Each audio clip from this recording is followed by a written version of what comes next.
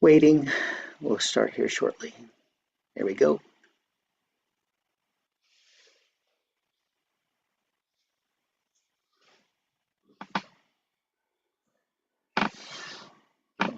All righty then. Okay, so today we're going to talk about how to get started. It's a thing that it's interesting. It's everybody has these great ideas, but nobody really uh, gets does them. Like 95% of the population never follows their dreams, and so getting started is one of those crazy things that I'm gonna. There we go. So So that's oh my gosh. So we're getting started today. So and this is a perfect example. I still haven't figured out all the bugs to the live streaming. It's like a 10-second delay, and so I have to turn my stuff off to to be able to hear. But then I can't hear Jack when he talks, and so I'll figure this all out. But you know, you got to get started, right? So I've been doing streaming for 7 years now, and just figured out that I need to do live stream. So you know, we're all at our own level of ignorance. So Jack, I want to turn it over to you real quick and just get your because you're a Sigma Phi black belt. All kinds of other stuff. Been doing it forever in 2 days. The Horsemen were kids when you first started, so four Horsemen. What is one of your tips or tricks for getting people to get started? I begin by moving from person to person. I take the focus off of me. Usually I work well by facilitating a group to help encourage each other to play a role. That's normally what I start out doing so that we don't rely just on our individual self. It's a form of accountability within a group. And I'm depending more on groups anymore than on individuals. Um, for example, we had a person who joined us a week ago. His name was James, a friend, and we haven't heard anything from him well over a week. I've tried to contact him. He is he's gone silent. And that's not normal. And I'm wondering about it. I'm thinking he doesn't like to be, I know him as an extreme introvert, and he's also very stubborn in his own way of doing things. And so he came and then he didn't like what he got, I believe, and he's just going to move on and move away from this influence of group accountability on a Zoom environment. But I may learn different, but that's my intuition talking about why he did not take his initial steps. And that's where I come from right now, wondering why didn't he react to good, solid care? And there must have been something that just did not resonate, and he walked away. Now, but I'll go back to my first premise. I usually find accountability is my friend, even when I'm individual in my own right. I've been summarily laid off 7 or more times. As the family provider where I come from, it was very much a traumatic for me. And so I went out and discovered that I needed to be accountable to people to keep me on the, let's say, the path of finding my next job or my next income stream. And sure enough, that seemed to succeed. But I had to take my own advice and apply it to me, myself, and I. And maybe that's hard for many people. Maybe that's inviting suffering. And I, for one, am pretty much okay with that. I may be uniquely different, but maybe it's possible that people don't want to suffer at all, and they want the easy way, the the simple way, just write the check and move on. So I'm looking at it from a perspective of I'm going to require myself to suffer to become accountable and to be, let's call myself changed or improved. Because as a black belt, I'm more or less sold out into this concept of continuous improvement. And that's not, again, normal in the places I visit. People, if you will, are normally just okay with the status quo. And I'm not like that. Even though I may appear to be status quo, I'm all about improvement continuously. And now here I am in the 70s of my age, and I'm thinking, what else can I work on now about myself or the surroundings that I'm in? So your question is pretty near and dear to me because it's really a society that's possibly became, what do I say here? Content like a cow. That's me being cynical. So I'll leave it at that. That's what I had to say about how do you So, get off the dime? How do you begin? so you said something earlier. You said that he was an introvert, and then you said that maybe you're different and everything. But I would dare say that almost all successful people, the majority of them are introverts. We've just learned to overcome it. Just like right now, I'm listening 10 seconds back, uh, and I've got the funky head things on because they said that's why I was hearing double, uh, but uh, but I haven't figured out the lag problem yet. But so I would encourage everybody to realize that you're not different so much as if you're concerned. But that's a self defense mechanism. I mean, if you're different and you go out to the bush 20,000 years ago and it was shaking, you went out to go get something to eat from it, and it was a tiger that ate you. You didn't survive. So we have to, but we still have that genetically speaking inside us. But the problem is there's no tigers out there, and if somebody says no to you, if you're trying to make a sale and somebody says no to you, so I mean but it hits your ego, and your brain wants to survive, so it tries to steer you away from the things that, well, first of all, will cause you to consume more energy. Anytime you start something new, you're consuming more energy because you're having to spin more wheels and do more things, and since the body is all about survival, then it's going to try to slow that down, and we are creatures of habit. So breaking that habit, which is a word that I hate, I used to say it all the time, but it's really breaking that system. If you think of a habit, then you're like, yeah, I'm in that habit, I can't do that. But everybody realizes that when you say system, then like, well, yeah, I'm in a system. Well, that system isn't working right now. I try to get in my car, but I'm pushing the lock button instead of the unlock button. I'm in a habit for pushing that, right?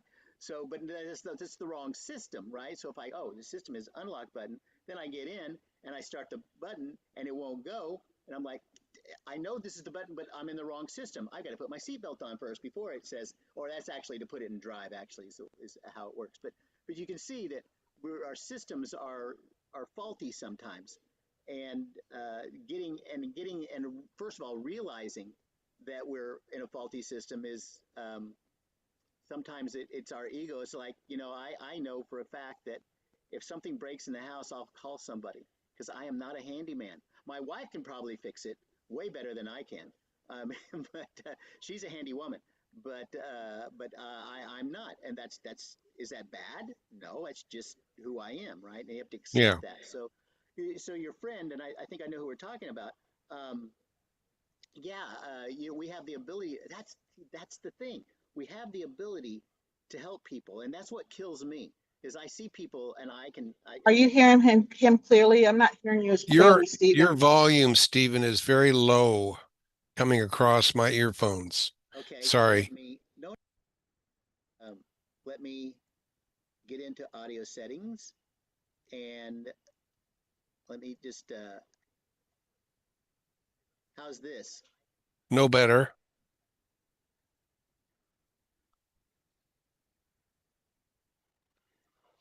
How about There. now? There. Okay, so that's the volume.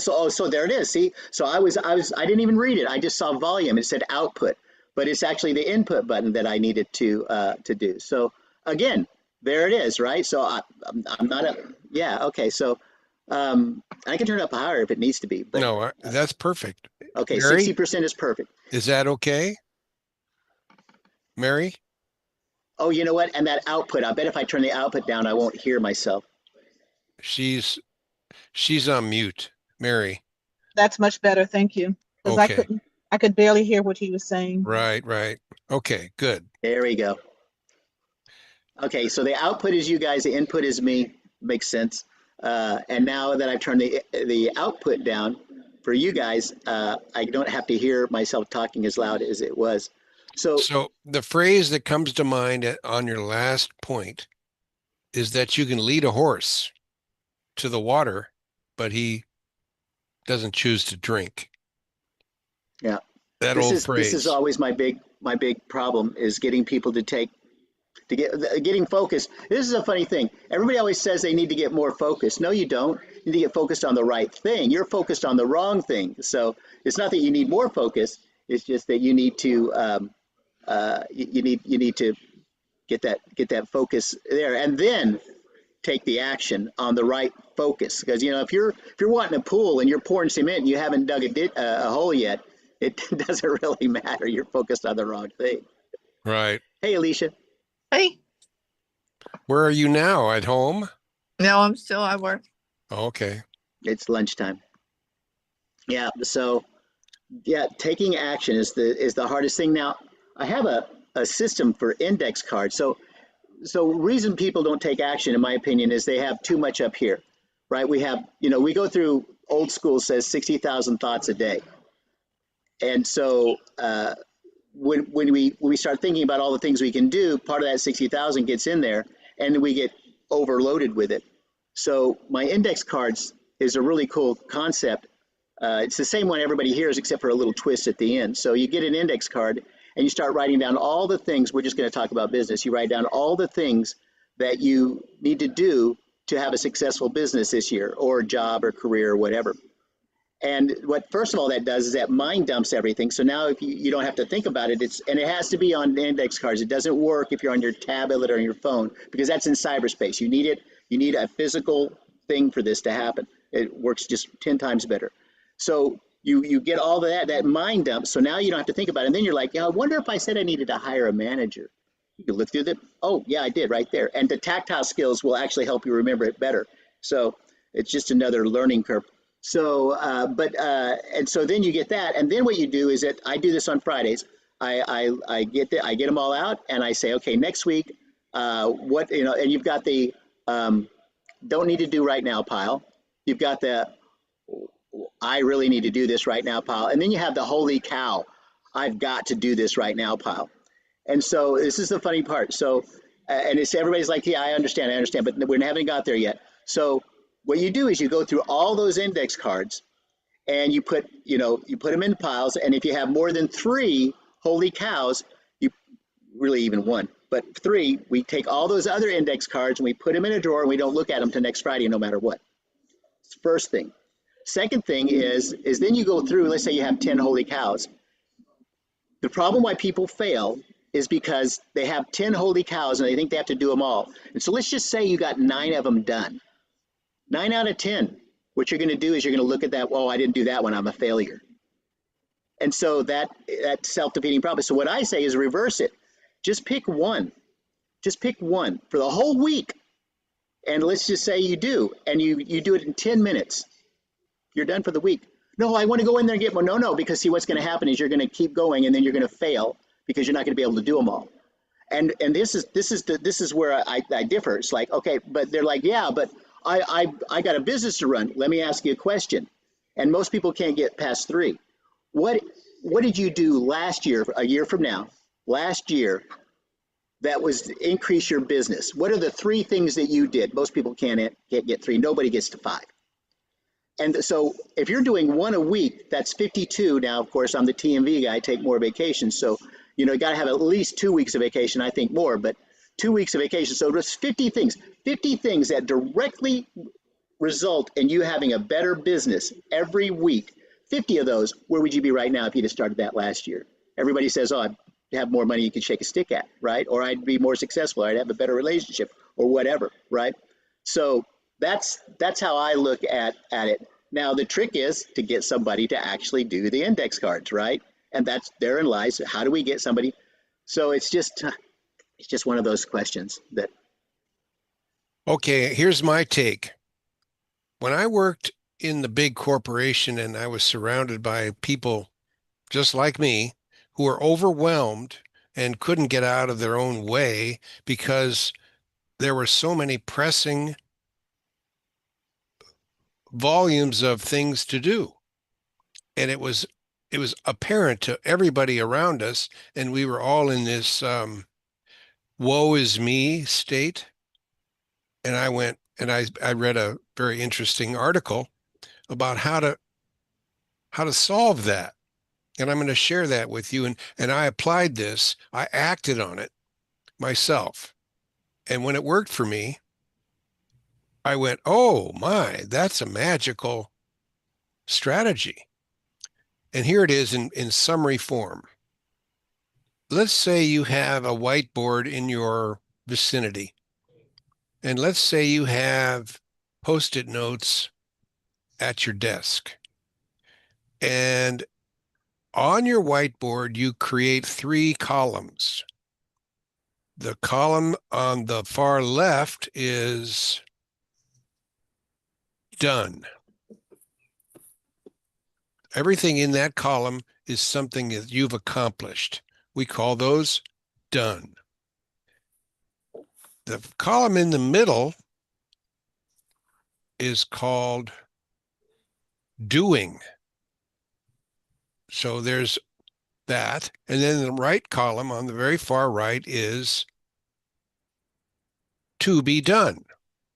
It's as simple as this. And it's visual, and it's there in front of you while you work your day throughout your whatever it is, time in your workplace, wherever that is. So what happens is you brainstorm, like you said, Stephen, you have a multitude of things to get done, to be done. And every one of those tasks is written up on an individual Post-it note, and you populate that right column. I mean, you stack it long and wide. You stack it up. And then step 2 is you only choose 2 out of that long to-do list, and you put them into the middle column, the doing column. No more than 2. That's the rule. And you begin to work. Not on many, only on 2. Now, most people find that very, very next to impossible to change the habit of working on multiple things at one time. But what this did for me and all of my colleagues in the office I used to be in, it transformed our work lives. For example, I might work on 2 things, and all of a sudden, I had my boss walk in and say, hey, I need you to do X right now. Drop everything you're doing and do X. And I went, oh, if you don't mind, sir, ma'am, would you tell me which one of these 2 things I should stop doing so that I can replace them with your emergency? And they would look at me with a dumbfounded, crazy look, as if I thought I just told you to do what I told you to do. And I went, yes, sir, or yes, ma'am.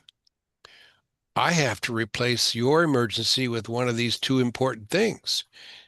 And that way I can keep my sanity while working here under you. They didn't like that answer because that now it put the onus of time management on my upper, person who I'm accountable to. And certainly enough, it didn't take long for me to train my manager how to make time work for both of us. Does that make sense to everybody? I negotiated, if you will, what I should be doing in the present so that I wouldn't lose traction for the overall big picture.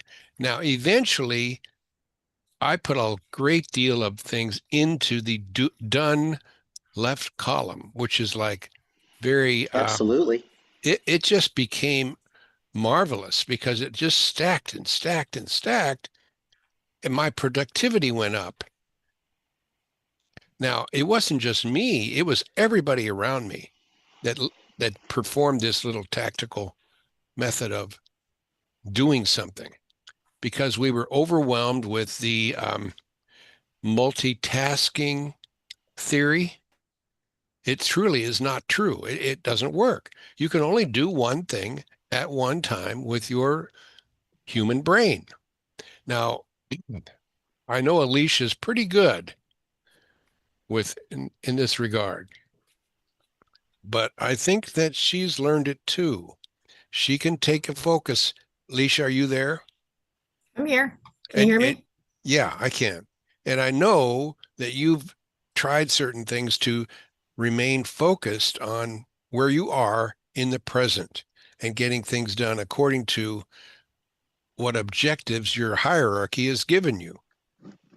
And I implemented for California when I was out there. I made it really oh, obvious. excellent. Thank you. So this is not new to Alicia at all. She's tried it and she took action, and I'm proud of that for her. So, Stephen, this may be the first time that I've discussed it with you. Is that right? First time Um, the first time that what now? that I've discussed this technique of No, no, you and I are getting. on the same wavelength on that. Totally. Okay, You're okay. stealing my story, which is okay. Oh, okay. No, you had your story, but my story's on. It's funny. Most consultants say the same thing, but people need to hear it from different people. Some people need to hear a TMV version. Some people need to hear the Jack version. Yeah. It's just funny. We all almost all have the same stories, and sometimes we say just a little bit differently, right? So that it actually hits and connects. But I was sitting there going, yeah, man, totally. Okay. But let me say something with regards to that. I've had a hard time trying to implement that over here because that has time versus here I'm focused on specifically just qualifying and talking to people. It's like it's this does not apply. I try, but it doesn't. It's too slow. Ah, okay. You're at a faster pace where you currently are, right? Yeah, I actually too much stimulus. Like I've been trying to figure out how to like compartmentalize the process Mm. and what I can do. I figured it out somewhat. Um, I have to, there's already a existing framework. The company's been around for 29 years and I kind of gotta fit in their little space because I don't have the experience and I have to listen to them. I've tried to do my stuff, but it's not really received. So It's I just can only rejected. do, Yeah. well, it's not totally rejected, but who am I to tell them when they've been successful doing what they do? So Yeah. I hear you. Okay. So the first point made was how do we get off the dime and act on something that we know we should be doing? That was your question starting out, Stephen, I believe. How do we start? Correct?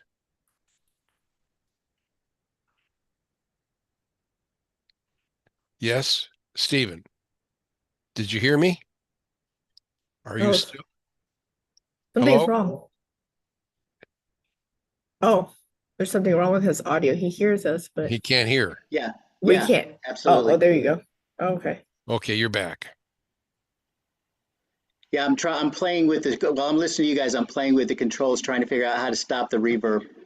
Oh, Oh, It's. I hear you twice, and I haven't figured it out yet. I ah, thought I did. They said to put headphones on, and but put my speaker, my microphone way down here. But then I've too, got this going too, on. I'm not too sure what I've much. done wrong. Okay. Well, anyway, while I was talking there, all I can do is go back in my head when I was performing a lot of experiments in my black belt era. Now I'm 5 years beyond that. And here I am in home doing a lot of TMV. And I'm just saying, wow, why is it this good? And I'm pretty much content. That's also somewhat of a disease. So yesterday, I invited two friends of mine to come over to my house and sit around a fire pit in my backyard while the sun was dark and it was the evening. I thought, hey, this will be fun. Let's do it. And we began to have a conversation with people that I enjoy. Well, one of my friends brought over a banjo, and I went, wow, okay, let's change course and learn how to play the banjo. I didn't plan for that, but it was a great time. We fixed the banjo, we tuned the banjo, we learned how to play chords on the banjo, and we got done with that. And the second person showed up, and I gave him a guitar, and we got into a little garage band between guitar, banjo, and blah blah blah. And finally, I went, "This is great. I never expected this to happen, but it did." Then we went out and started the fire. And all of a sudden, everything changed. The fire brought out, I guess you'd say, ideas, personalities. It was almost a calming effect came out from all of us. The fire and the flames and focus. Maybe you remember this around campfires, but we presented ourselves with a fire, and it lasted for a good 2 hours until we eventually said, "That's good enough for now. Bye bye." So I put that on the table because when I came back in the house, my wife went, "What significant thing did you come away with from that fire experience?" And I went, "Man, I went blank. I went blank because I was caught in the moment of just having a dialogue without actually, well, coming away thinking what I was about to do next. In other words, I I broke away from my normal analytical habit of what should I do with something that was just spoken to. I had I was only there for the pure pleasure of having dialogue and nothing more. In fact, I just cared more about, let's see, Alicia, it would have been, I was there for the sheer act of having a creative conversation and nothing more. Nothing with taking action or, like we're talking about right now, starting something new.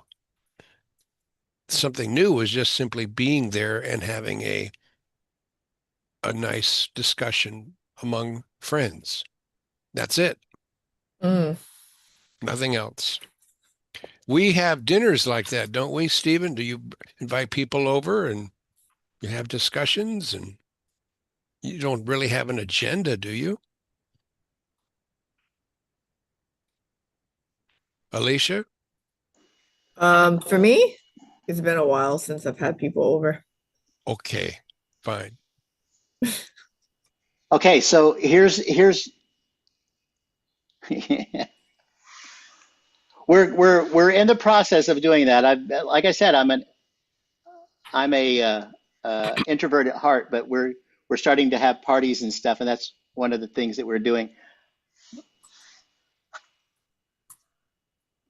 Was there as you're sharing, Jack, are you um as you're reflecting on that, are you So, saying that it was a very blessed moment because yeah, you didn't have to think, it was just you're in the present in the moment.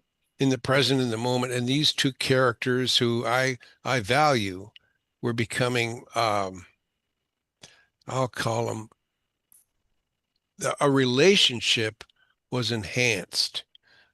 It was renewed, and that's important. And I believe in everybody's life is to get away from the, how would I call it, mundane, and get into the dynamic of relating to other people who you want to either take from or give into their lives.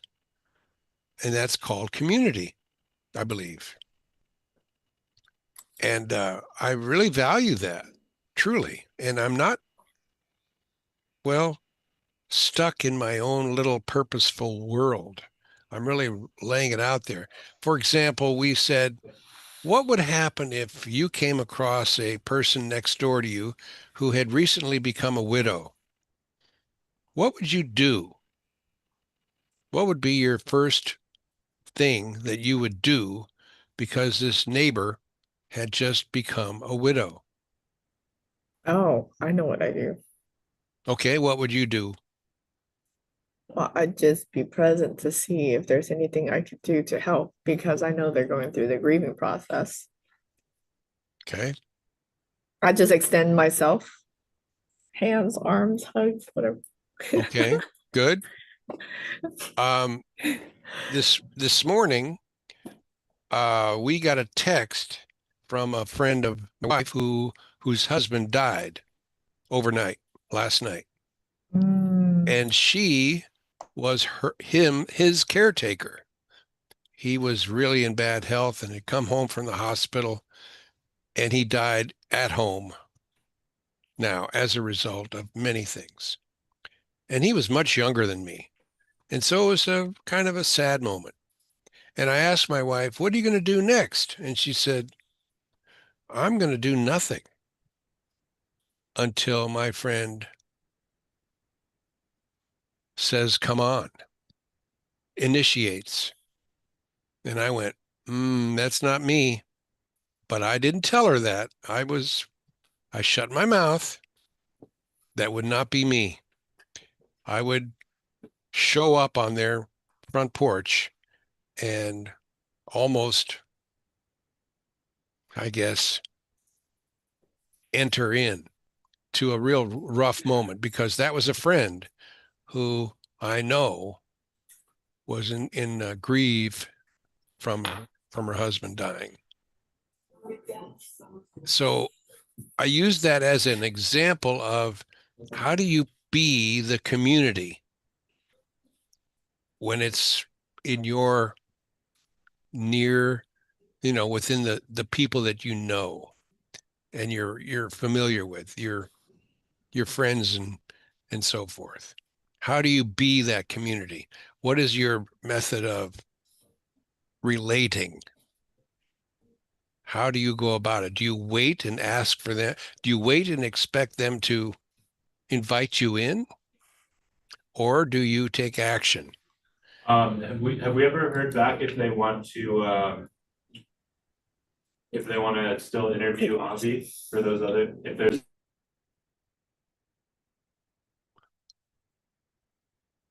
That would be Alicia. She's at work right now. Okay, she got a request from, I think, a boss. Somebody. I would step in. I wouldn't wait. I would step in. Why? because they're already grieving. And I would be there to let them know that, there's support here and whatever is needed, that's the person I am. And I wouldn't wait for them to come and ask, because not everyone is going to ask. Not everyone is going to ask. And because there's so many things that may be needed, my very presence being there would then give them the ability to say, hey, Mary, can you take care of such and such and so and so, for me? Case in point, I've done that. And I've just sat there. Of course, even when we had telephones, I tell them, listen, you go take care of what you have to take care of. I'll sit. If someone calls, tell me what you want me to say. And then I'm here to say that. Yes, I'm here to say that. I'm here to help, to clean or cook or what have you. Because again, if they're grieving, they're not thinking what I need. But just having someone there, they can say, hey, this is what I need, rather than wait for them to call me, right? Because then if they call me, by the time that they call me, so many It's, other things could it's have come too into late. play. It's too It's late. too late. Absolutely. Yeah. Thank you, Mary. Good. Mm-hmm. So I think this is relatable to what Stephen asked earlier. How do we start? And you may have been focused, Stephen, on, an entrepreneurial idea, I believe, something. But I'm looking at obvious things that are smack dab life happening. And how do you start to change your reaction to one of waiting to one of action? So, okay, that's my thought on that. Alicia, you're muted, and I imagine for a purpose. Okay. Um, The other thing is we have to be a leader of one, right? And if we're talking about accountability, as he talked about in the beginning, we have to be accountable to ourselves first before we can be accountable to those we lead, to those we serve. And if we can't be accountable to ourselves, what we find, and I'm speaking from experience, we're like that dog on the porch that's laying on the nail and he's moaning and groaning. And the postman says, what's wrong with him? His master says he's laying on a nail. Why won't he get up? Well, it doesn't hurt badly enough. And so if we're not hurting badly enough, we're not going to get up and move. And the question earlier was, or the statement was, you can lead a horse to water, but you can't make him drink. And I submit the difference. You can make him drink if you put salt in the water. Put salt in his food. He's going to drink that water, right? Because now there's that thirst. And so are we thirsty enough? Are we hungry enough to move, take action and say, you know what, enough is enough. This is where the rubber meets the road and I do what I need to do, regardless of whether I feel like it, but I've disciplined myself so that I think earlier it was talked about strategy, right? We develop a strategy and a system that says I do even when I don't feel like it, whether I like it or not, I've got to get it done so that this year will be different from last year. Good. Okay. I just came back from a very important trip to me. I went to Germany and Switzerland for 2 weeks, and it left a memory in me that was actually very stunning. Those two cultures are so different than Texas. And I'm still trying to reflect and say, what do I do with that experience? It was stunning how different those worlds are in Europe compared to Texas. And that's where I'm coming from right now. It's been a real mind-bending trip by traveling down the Rhine River, looking at ancient capital cities and history and guided tours going on 2 weeks of just never ending, being treated like a veritable king by this travel service, Viking River Cruises. And then right into Switzerland we went, right up to the Alps, Interlaken, and then into a 5-star hotel that I honestly felt I've never been in a hotel that charges $1,500 a night. And I had the experience of having 2 nights in that place. And I may have mentioned this last week, but I'm still not over it. It was really quite astonishing to me that I was able to go into a place like that and actually afford it and come back home. And here I am back in Texas going, what just happened? It was, to me, I'm still reeling from. And I was around people that are much more wealthy than me, who somehow were on the same boat with me, going down the same path. So I'm blessed, I can say that, but I'm not sure what I'm going to do with the experience of that level of luxury. That I think the elite of the world are living in places that I've never had the exposure to until these 2 weeks have happened. So I don't know. That's just me expressing myself and where I'm coming from right now. I'm still trying to say, what can I do now when I've had that experience? And I don't have answers yet. I'm still in a form of, wow. And my wife goes, well, let's plan the next trip. Oh, I'm like, oh my gosh. That's right. What can top that? I can't top that in my mind.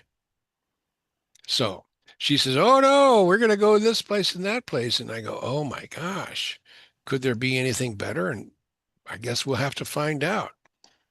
But, So are you able to hear me now? yes, I'm just curious. you're good now. Okay, finally. All right, so I've figured out a couple of things. One, if you don't turn your headphones on, they don't work. So and so I figured that one out. Now I still have the double talking. I haven't figured that part, but I got one part down, which goes back to my original thing. People are like, oh, I don't want to go because I might mess up. I've been messed up for 48 minutes now. Actually, I stopped the first one and started it again, so longer than that. So, Alicia, what can we help you with today? Is there anything? And get prepared instead of just I don't sending know. a resume. I'm doing my best. Not today, maybe another day. I'm gonna It's all give good. 110%, but it is what it is, so that's all I can do. Yep, so I will tell you this about companies and their training systems. All companies are the same way, almost all. Very few are different, and I'm pretty sure yours is exactly the same thing. They give you a system for the slightly average or maybe even below average person, which will get you slightly average or below average results. But the people that are making it have found their own system and capitalized on that. And so those are the people that you need to start looking at. Now, the problem herein lies is you need to do what the boss says, and you have to do the system that doesn't really work that well. But it does work. It's just, there was a company called Cbion, and I had a client that was there, and he became so good at selling and everything that they tried to get him to quit, because if you'd been there for 4 years, you get $40,000 bonus. And when they had a contest, nobody thought they were going to get first place. There was zero probability. If somebody made 1,000, he made 10,000. It was just that off. And so everybody is always going for second place. And so when they realized that, oh, he's going to get 40 grand from us, they made him come in early in the morning, you know, 5 calls before 8, 5 after 5. Had to come to all the meetings now, even though he never came to any meetings and was way above everybody's pay grade. So that's just the nature and purpose of most businesses. However, if you can figure out how to do their stuff with your personality and your way of doing things, that'll probably get you there way faster than trying to copy. So like if you're an extrovert and you're learning from an introvert, it's not your style. If you're a person that really likes, you know, games and footballs, and this person likes to read about history, and you're one of those others, it's not your style, right? If you're a person that just needs to just give me the facts, I'll figure everything else out, and the other person is like, I don't care about facts, just tell me about how you're making friends. It's not your style. So you got to figure out how to use their techniques with your style. I don't know if that makes sense. Okay, good. So I'm still listening to It myself does. talk right now, so it's killing me. No, it does. But hey, Thank I you. got it's coming in here now. It's not there. So, and I've got my speaker, And so you know, I've got my whenever- and speaker so right if I'm- here, but if I'm a I hiring don't know. manager, I got to- half of it done today, so that's who good. else's So, job was um, impacted? No, I anything figured else? something out. It's a combination. When I'm just on the phone, I'm actually absolutely awful. Then how many But other people were I impacted have by like the a deal? really high open rate. Like, so if I send out an email, I have the connection request, I Were get those people connecting. So I have no problem people buying from me. But it's just really weeding through the process of these people being qualified for them and what's considered good and not good. Um, so I was just thinking what I would do would be like a quick 3-minute qualification, pick up on the phone, talk to the people, and then do a And then follow-up what with are you gonna- 15 minutes. What- You know, so maybe a two-touch what thing for was me would fit. criteria? Because all I really have to do is find people whether qualified or not qualified and kind of sort through them. My problem is I haven't been able to get on the phone, ask the questions all, and I get all jumbled. I repeat the same things again. I get all nervous and insecure. And I'm not that fast. I'm a little slow, molasses kind of person. Take some time to meander. And so I wonder if it's a personality thing too. I'm hearing you, and I remember when you talk to me, Alicia, I'm thinking probably 2 or 3 times faster than the way you talk, because I have a similar mind like you. We're both a certain profile on the Myers-Briggs.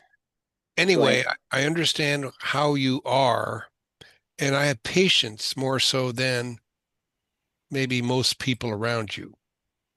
And I allow you to wander and go here and go there because I know deep down that you're going to get there. But in a results-driven sales-like environment, I don't believe there's patience for your wandering style. Agreed. Yeah. Agreed. I've tried. And certain I've ways that tried. certain things that you've done, Alicia, have proven to be results. And I remember when you first showed me how you put together a visual mind map while the conversation was going. And I could read that map real quickly in a split second and come to a sorting conclusion. Now, I offer that as a recommendation. Have you ever applied that That managed to help you go through the sorting that you're right now discussing? Because you tend to wander, or the other It's really person? focused. No, it's really focused. Oh, yeah? Yeah, I mean, we're talking about advanced Boolean searches targeted for the individual. I go through the existing ATS that the company has, and then when I exhaust all the calls, they've kind of taught me to look at the LinkedIn profile, look for their tenure, and then pick up the phone, dial, and just try to connect with them. It's really having the connection that was the uncomfortable part, but I've kind of gotten over that. But then I still question if I'm effective. Yeah.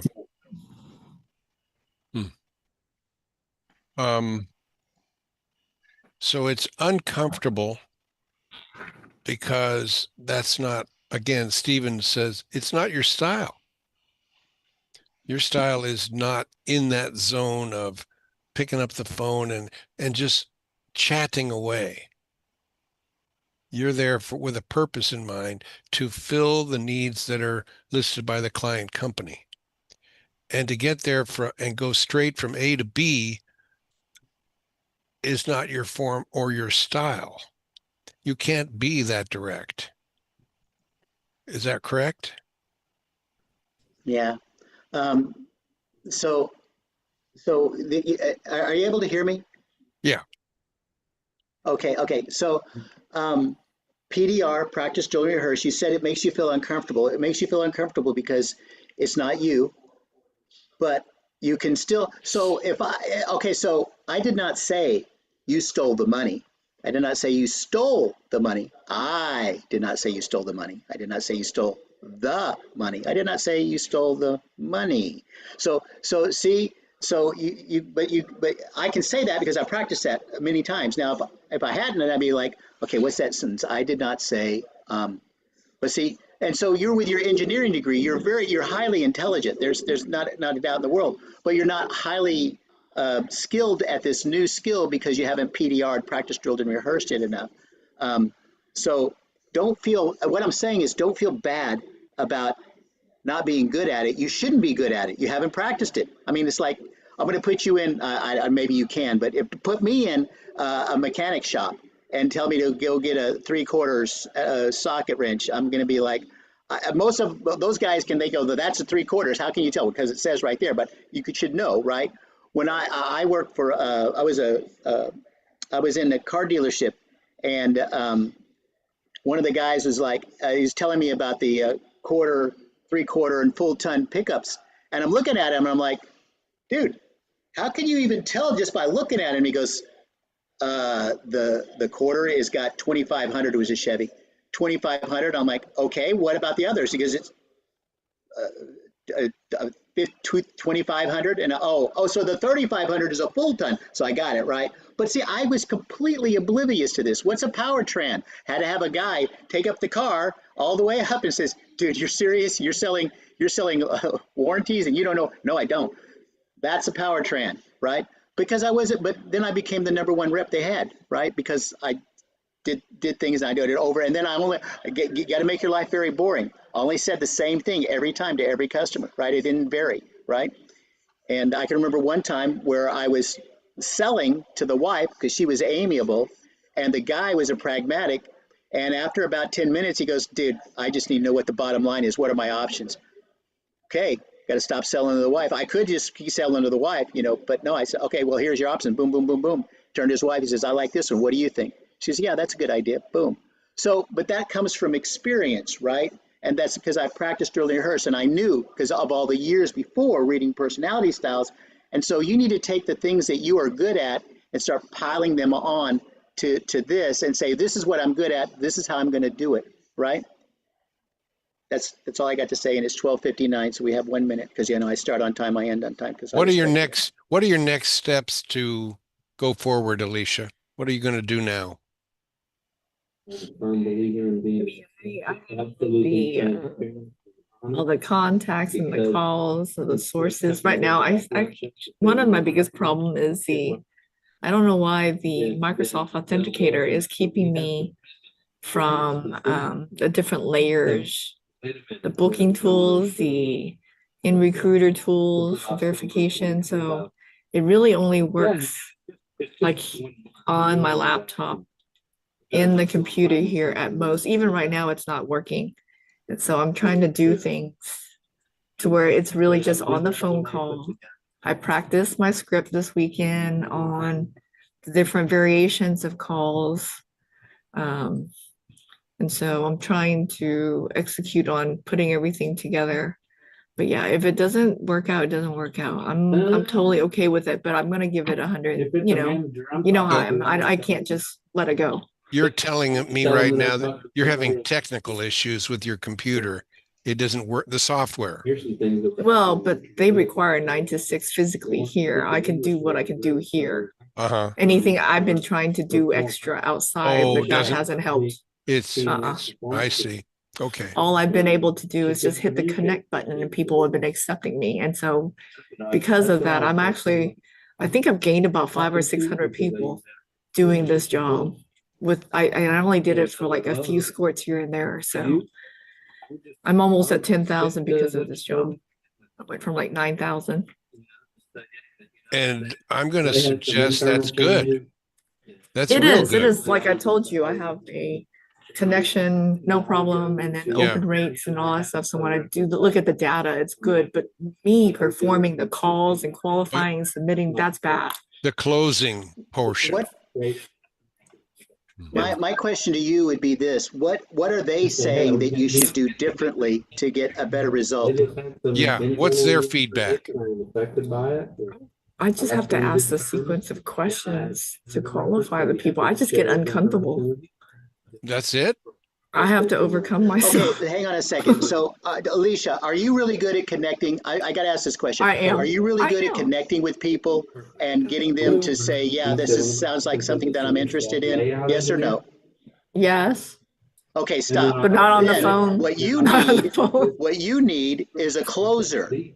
Okay? You need to give 50% of your commission away or whatever and get a closer in there to close these deals for Bingo. you. Say, hey, I got this hot lead. I can't close him. Can you help me? I'll share the profits. And you will make more money doing that than any other way. And then what you'll do is you'll start seeing what the closer says, and you'll be like, shit, that's not that hard. I can do that. I don't need this guy. But yeah, learn. So you've got this one. So again, there's your strength. Your strength is making connections, but your strength is not in closing. So go ahead and find somebody whose strength is in closing. Maybe his strength isn't even getting connections. Maybe he'll start saying, dude, do all my stuff too, and I'll share my stuff. A match made in heaven. Come on. What do you think? All right. So what do you think about that? Where's your closer now? Do you think the one that Anybody in the that would office? be a reference for you? Anybody? Think. Anybody? Is there a guy back there that can close for you? I see this guy walking around all the time. Is he a closer? Mm-hmm. You can't You tell. don't. They can't hear you, so you can just go ahead and talk to us, right? Gotcha. I mean, I think everybody in this office is amazing. So they're Yeah, all pick one. closers. Doesn't matter then. Pick one. They Pick one. are. Yeah, Okay. yeah. Mhm. So what you need is partnership with a closer. Let's get on with that. Get on with that. That's your next step.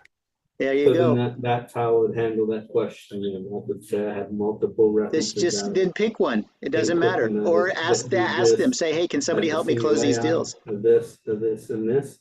And I'll be happy to share with you. Okay. I didn't say, unfortunately, I was affected by some internal changes. We care. I We do left on care. good terms, and I know. I love you guys. Free like Okay. that. We got to Bye, Marla.